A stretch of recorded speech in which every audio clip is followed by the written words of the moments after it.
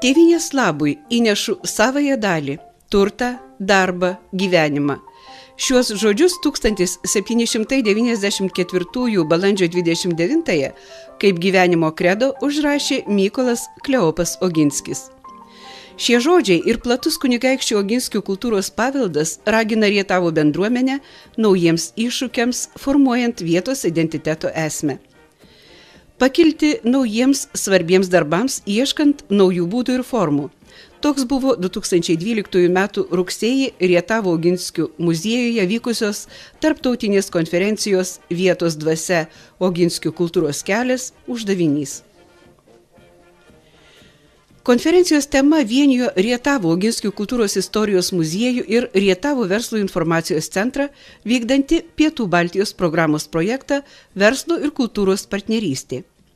Sveikindamas atvykusius iškilius svečius, projekto partnerius ir visus dalyvius, muziejaus direktorius Vytautas Rutkauskas sakė: Vietos dvasia kviečia mus šią dieną bendriems pokalbiams, apmąstymams, pasidalinimams ir manome, kad vertingoms išvadoms. Daug turime švenčių, susitelkėme ties įvairiomis temomis, tačiau Oginskių tema Rietave visada yra svarbiausia. Nėra tokio žmogaus šioje vietoje, kuris nežinotų, ką yra padarę Oginskiai, už ką juos turime gerbti ir prisiminti, sakė Rietavo meras Antanas Černeckis. Kalbame apie kultūrą, apie ryšį tarp verslo, kultūros, apie atminimo išsaugojimą, apie paveldo išsaugojimą. Linkiu šiandienos konferencijoje sėkmės, įsiklausyti į pranešimus, suvokti, pajaust tai, ko galbūt iki šiol ir atskirų niuansų nesupratome. Kasgi yra toji vietos dvasia? Ar tai neapčiuopiamas, ore plevenantis kažkas? Ar kūrybinė žmogaus mintis, vienaip ar kitaip materializuota ir formuojanti požiūrį? Mintis nusipurčiusi laiko apnašas ir kviečianti tą vietos dvasią išlaikyti, išsaugoti, klausė kultūros paveldo departamento Telšių teritorinio padalinio specialistas Vidmantas Dovidauskas, dėkodamas Rietavo Oginskių kultūros istorijos muziejaus direktoriui Vytui Rutkauskui už nuoseklų darbą puoselėjant kunigaikščių Oginskių paveldą.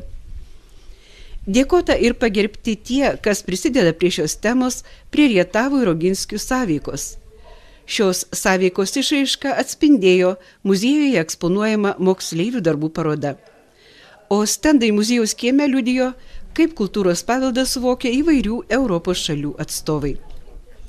Kasgi yra tas vietos identitetas? Lietuviškas žodis yra labai geras – savastis, savitumas. Kai kada jį pavadina kaip tapatybė. Tačiau mes sociologai naudojam ir kitą dar žodį – kultūra. Tik tai kultūros sampratą reikėtų pažvelgti istoriškai ir tiksliau ją apibrėžti. Mes neturim numesti šalį vietos kultūros. Pasirodo, vietos kultūra tai yra pats pagrindas, kadangi iš vietos kultūros augliukų susideda bendrasis žmonijos kultūros medis. Ir štai praėjo tiek jau šimtmečių, o Oginskių kultūrinis paveldas, jų naujadaros kultūra, žiūrėkit, jie ne vien šoko ir dainavo, ne vien polonezus rašė. Jie kūrė naujoves, jie pirmieji elektrą atnešė į Lietuvą, juk jie pirmoji lemputė įsižiebė, čia juk telefono ryšys iš čia atsirado. Kultūros paveldas jis turi būti įprasmintas ir pratęstas į ateitį. Štai, kai mes nagrinėjam identitetą, mums čia labai reikia vieno žodžio, labai tokio, sakykime, nelabai madingo pas mus – atsakingumo. Asmenybė be atsakingumo, tai aš nežinau, tai yra katastrofa. Ir kai mes matuojam žmogaus geografinę ir socialinę aprėptį, mes sakom, kad tu privalai atsakyti už savo, už tos, kas prieš tave gyveno ir už savo palikuonis. Svarbiausi konferencijos tikslai – aptarti kultūros paveldo reikšmę vietos dvasios išsaugojimui ir ugdymui, formuoti konkrečias verslo ir kultūros partnerystės įžvalgas, išdiskutuoti Oginskių kultūros kelio formavimo tikslus ir prielaidas, aktualizuoti iškilaus valstybės ir visuomenės veikėjo Mykolo Kleopo Oginskio 250-ųjų gimimo metinių reikšmę regioninio ir tarptautinio bendradarbiavimo plėtrai. Konferencijoje dalyvaus Valstybinio turizmo departamento prie ūkio ministerijos direktorė Raimonda Balnienė sakė: Kultūros keliai tam, kad jie būtų gyvi, kad jie išliktų ir ne tik tai kokio nors projekto ar iniciatyvos rėmuose, o kad jie gyventų ilgą laiką, būtina, kad apjungtų idėją, infrastruktūrą ir kad jie galėtų patys iš savęs, taip sakoma, gyvuoti ir generuoti srautų žmonių, tiek Lietuvos turistų arba kad ir moksleivių, tiek ir iš užsienio atvykstančių žmonių. Ši tema tikrai puikiai, Oginskiai, istorija, dvarai, kultūra, muzika, bet taipogi reiktų pagalvoti ir apie tai, kaip bendruomenės apjungti, kaip prie šito kelio prijungti ir padaryti sistemingus tam tikrus kultūrinius renginius, kultūrinės tradicijas. Joks žmogus nevažiuoja be maisto, jam reikia valgyti. Taigi gastronomija turėtų sugalvoti, o šitas kraštas tikrai turi ką pasiūlyti. Ir šiandien per kavos pertraukėlę ragavau įdomaus sūrio, pieno sūrio, įdomus pyragėlius su lašiniais ir varške ir taip toliau. Aš net neabejoju, kad būtų galima sugalvoti šitą priežastį, kodėl žmonėm atvykti. Taip pat reikia pagalvoti žmonėm, kur apsistoti, jeigu jie nori, kad ilgiau pabūtų, kad iš toliau atvažiuotų, kad daugiau pinigų šitoj vietovėje paliktų. Reikia irgi sugalvoti prie šito kelio vietas nakvyniai ir, kaip sakiau, pramogom. Ir reikia informuoti žmonės. Vietovės identiteto stiprinimo, bendradarbiaujant verslui ir kultūrai, pavyzdžius iš Europos Pietų Baltijos regiono pateikė Rostoko iniciatyvos atstovė Kristina Kiobė, Anija Miraš iš Greifsvaldo ir Piotr Jankovski iš Ščecino. Rietavo verslo ir kultūros partnerystės kryptis nusakė Rietavo verslo informacijos centro direktorė Laima Dockevičienė ir Lietuvos inovacijų centro atstovė Šiaurės Lietuvoje, Rietavo verslo ir kultūros partnerystė projekto ekspertė Asta Šukienė, pridūrusi, jog ši konferencija puikus pavyzdys, kai verslas ir kultūra randa bendrų tikslų ir uždavinių.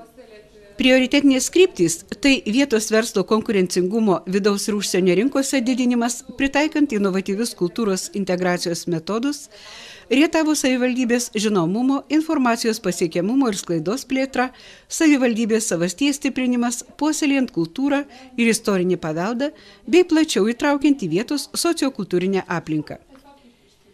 Šių tikslų bus siekiama taikant ir diegiant pažangiausius kultūros ir verslo partnerystės metodus, ugdant verslumą, įtraukiant verslo įmonės į kultūros ir istorinio paveldo projektus.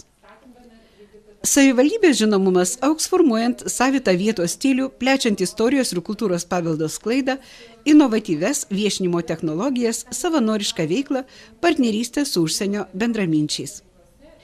Vietos savasties stiprinimas skatinamas organizuojant istorinio, kultūrinio ir kitokio paveldo, kaip Oginskio kultūros kelias ir pieno kelias, turistinius maršrutus, išgryninant vietos simbolius, apjungiant menininkų veiklą bei remiant jaunuosius kūrėjus, organizuojant renginius, jungiančius kultūrą ir verslą bei daugybę kitų naujų idėjų. Tarptautinis projektas Verslas, kultūra ir partnerystė tikrai duos vaisius.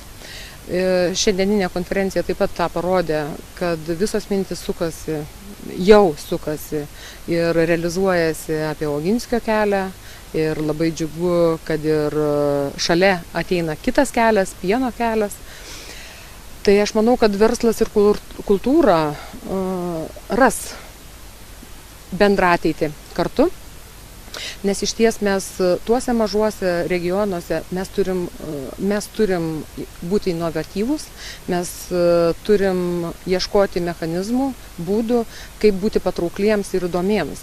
Nes tikrai nėra lengva pritraukti turistus, srautus pas save ir taip skatinti verslą, kad čia paliktų atvažiavusieji pinigus. Tai mes turim tikrai gerai pasukti galvą kaip tą padaryti bendrom jėgom.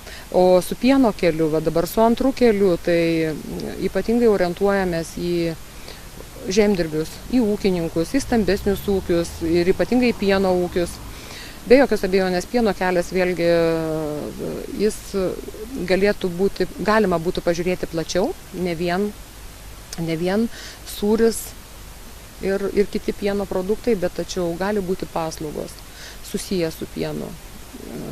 Gali būti, pavyzdžiui, prie kaimo turizmo sodybos kažkoks tai elementas įdiegtas būtent su pienu. O gal kartais atsiras partnerystė graži. Tikrai mes didžiulius rautus sulaukiam pravažiuojančių žmonių. Ir mes neišnaudojam šitos auksinės zonos. Tai vat, mes ir norim tiesiog šitų projektų dėka ir ypatingai tarptautinių projektų dėka, kaip ir šiandien matėme konferencijoje, kiek yra nuostabių projektų, idėjų ir tos idėjos, kurios gali būti realizuotis ir čia. Ir ne tik tai čia, mes galimgi būti partneriai, nebūtinai konkurentai.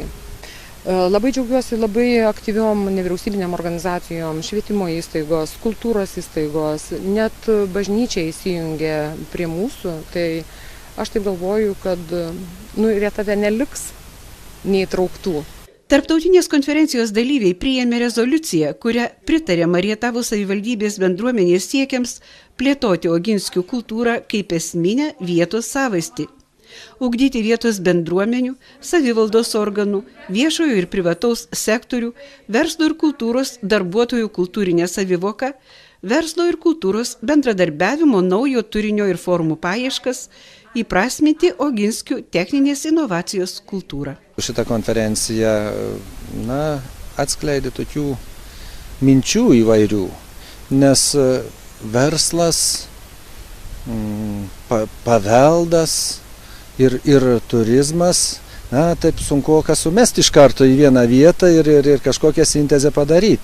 Bet po visos dienos darbo išryškėjo iš tikrųjų, kad tai yra suderinama, kad tai yra puikiai įgyvendinama ir galima padaryti didelius darbus.